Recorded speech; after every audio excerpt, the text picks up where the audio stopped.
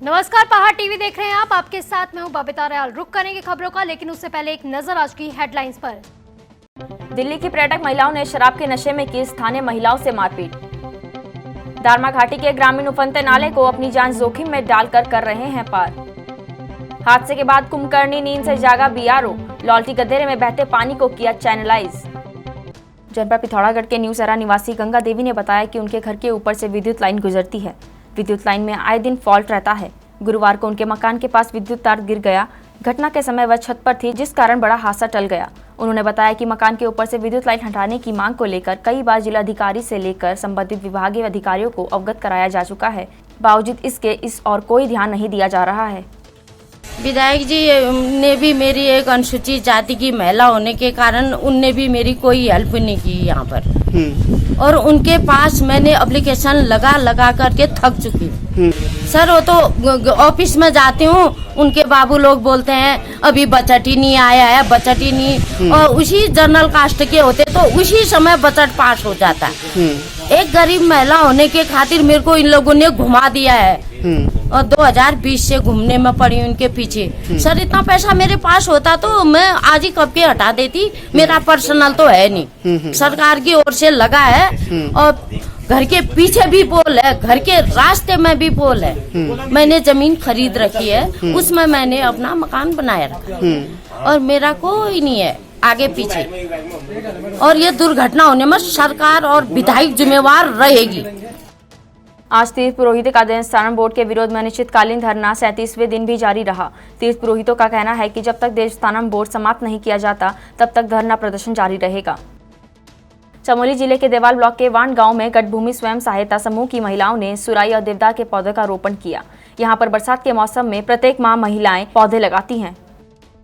ग्वालदम थराली कर्णप्रयाग राष्ट्रीय राजमार्ग पर बीते 12 जुलाई को सुबह करीब 9 बजे एक बाइक सवार जो कि बैजनाथ से थराली को जा रहा था, लौल्टी के समीप उफनते गधेरे को पार करते समय अपनी बाइक के साथ बह गया। घटना स्थल से कुछ दूर 100 मीटर की दूरी पर युवक की बाइक तो मिल गई, लेकिन युवक का मृत शरीर घटना के 25 घंटे बाद पुलिस और एनडीआरएफ की टीम ने गधेरे से बरामद किया।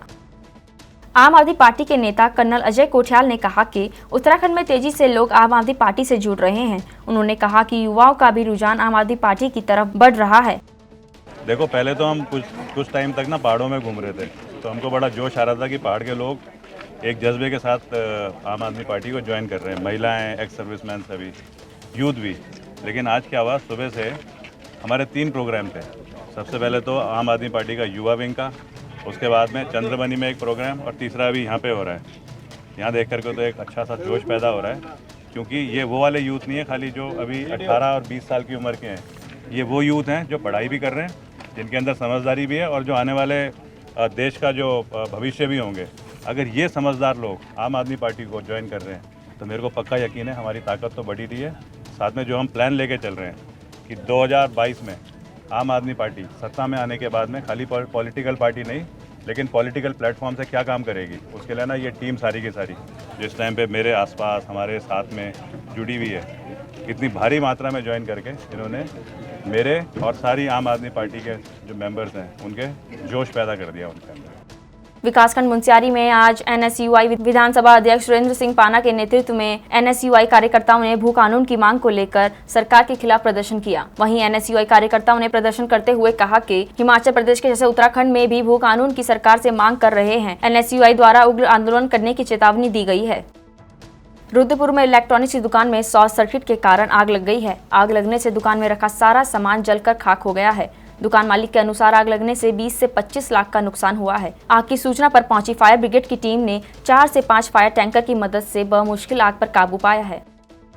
मसूरी कंपनी गार्डन में मसूरी नगर पालिका परिषद और लोक निर्माण विभाग के अधिकारियों की लापरवाही के कारण सड़क पर हो रहे बड़े गड्ढे दुर्घटना का कारण बन रहे हैं, जिसके चलते वाहन अनियंत्रित होकर दुर्घटनाग्रस्त होने से बाल बच गया, जिसका संज्ञान लेते हुए क्षेत्रीय सभासद जसवीर कौर द्वारा अपने संसाधनों से सड़क के गड्ढे का निर्माण करवाया गया, जिससे कि दुर्घटना होने से बचा जा सके। सरोवर नगरी नैनीताल में इस बार नंदा सुनंदा महोत्सव आगामी 11 सितंबर से 17 सितंबर तक सादगी के साथ मनाया जाएगा। कल दोपहर एक टाटा सुमो चमियाला से विंध्याचल जाते समय तलेबन के समीप दुर्घटनाग्रस्त होने से बाल बच गया। जानकारी के अनुसार टाटा सुमो का स्टीयरिंग फेल हो गया था, जिसे ड्राइवर ने सूझबूझ दिखाते हुए बड़ी दुर्घटना होने से बचा दिया। इस टाटा सुमो में ड्राइवर सहित कुल 6 लोग सवार थे। उधम सिंह नगर जिले में बीजेपी द्वारा जिले के कार्य समिति आज जिला कार्यालय में आयोजित की गई। बैठक में प्रभारी मंत्री, प्रदेश महामंत्री, प्रदेश उपाध्यक्ष सहित जनपद के भाजपा पदाधिकारी मौजूद रहे। कार्य समिति में आगामी विधानसभा चुनाव को लेकर कार्यकर्ताओं संग चर्चा की गई। साथ ही 23 जुलाई को मुख्यमंत्री के दौरे की तैयारियों को लेकर भी मंथन किया गया। सरोवर नगरी नैनीताल में नवनियुक्त मंडलायुक्त सुशील कुमार ने आयुक्त कार्यालय में मंडलायुक्त व ATI का कार्यभार ग्रहण किया। मंडलायुक्त सुशील कुमार ने मीडिया से रूबरू होते कहा कि वह कुमाऊं की भौगोलिक परिस्थितियों से वाकिफ हैं। कोविड स्थिति पर पैनी नजर रखते हुए स्वास्थ्य सुविधाएं सुदृढ़ की जाएगी तथा कोविड कार्यों में लगे कर्मचारियों को प्रोत्साहित भी किया जाएगा। 6000 फीट ऊंची देवीकौल पहाड़ी पर स्थित मां भद्रकाली देवी भगवती मंदिर में आषाढ़ माह की समाप्ति और सावन की शुरुआत पर पड़ने वाली संक्रांति को सालाना पूजा हर्षोल्लास और श्रद्धा पूर्वक संपन्न हुई। लगभग 2 दर्जन गांव के लोगों ने सिडनी नौन से मां भद्रकाली देवी भगवती की पूजा अर्चना कर अपने पशुधन, फसलों और परिवार की सुख समृद्धि की मनौतियां मांगी। उत्तराखंड के उधम सिंह नगर जनपद में रहने वाले पैरा बैडमिंटन खिलाड़ी मनोज सरकार उत्तराखंड से टोक्यो ओलंपिक में प्रतिभाग करने जाएंगे। मनोज इस खेल में शामिल होने वाले राज्य के पहले खिलाड़ी बन गए हैं। टोक्यो ओलंपिक में मनोज सरकार पैरा बैडमिंटन की SL3 एकल कैटेगरी में खेलेंगे।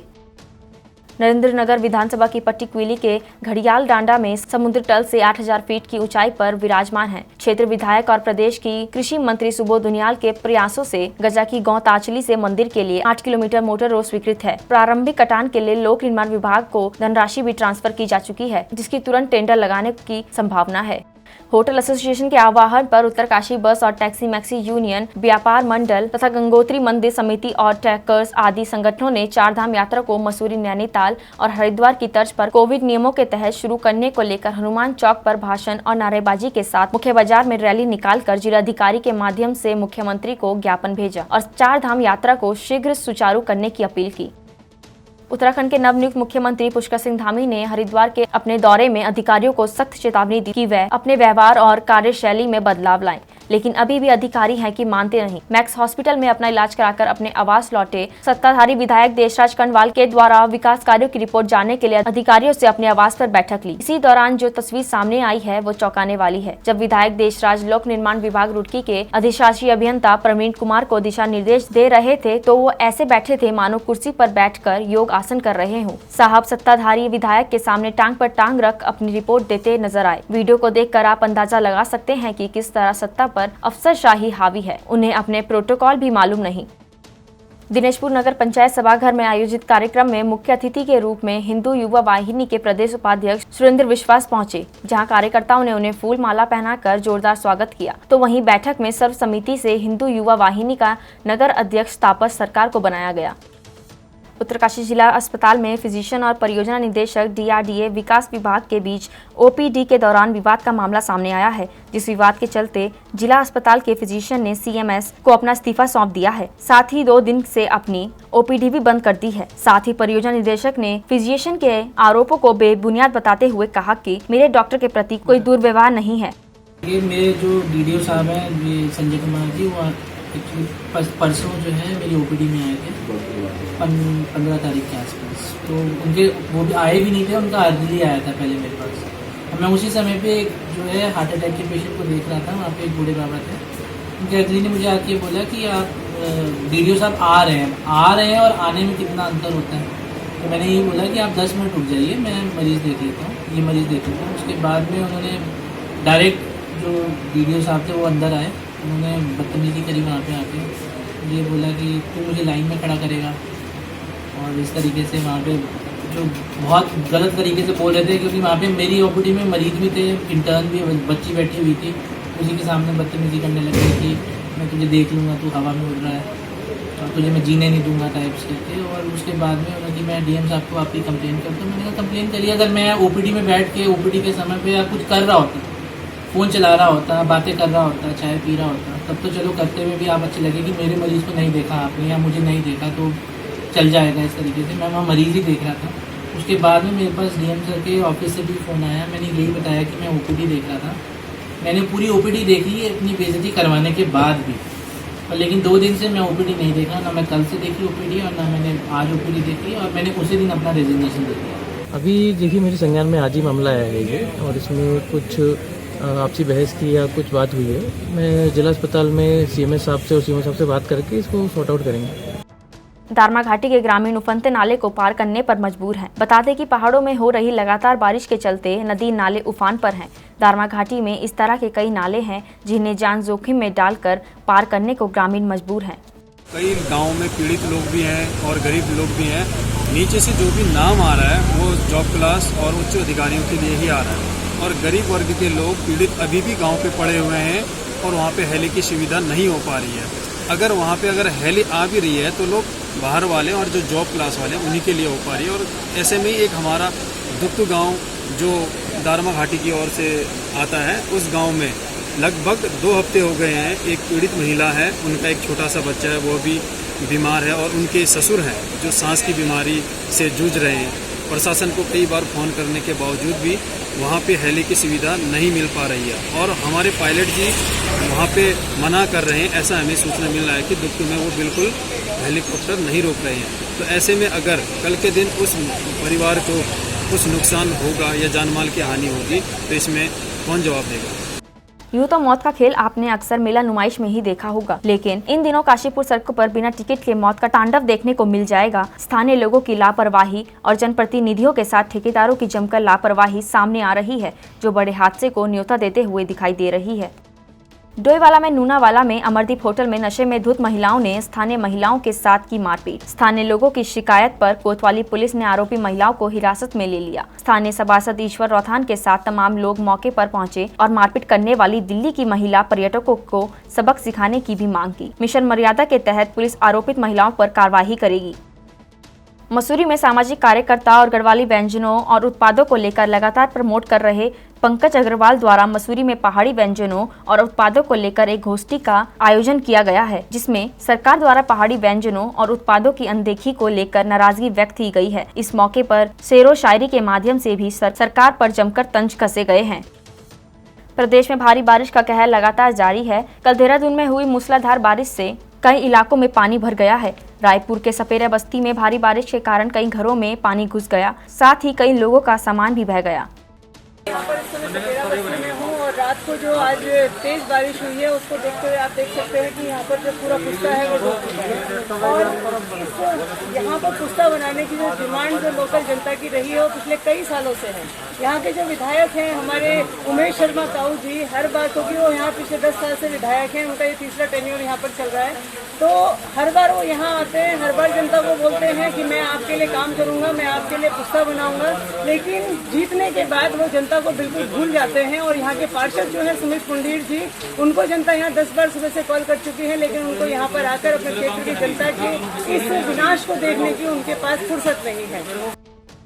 कालाडूंगी विधानसभा क्षेत्र के आरटीओ ऑफिस स्थित दयाल विहार कॉलोनी में पिछले कई दिनों से पानी की किल्लत बनी हुई है, जिससे कॉलोनी वासियों को भारी परेशानी का सामना करना पड़ रहा है। उन्होंने स्थानीय विधायक बंसीधर भगत से मांग की है कि जल्दी पानी की व्यवस्था सुचारू बनाई जाए।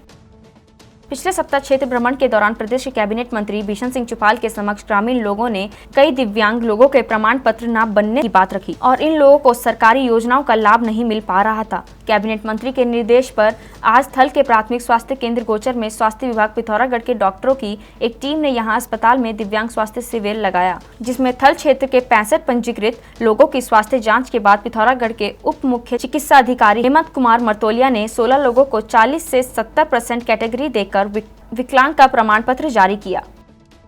पहाड़ टीवी में आज के लिए बस इतना ही। उत्तराखंड की तमाम बड़ी खबरों के लिए आप बने रहिए पहाड़ टीवी के साथ। नमस्कार।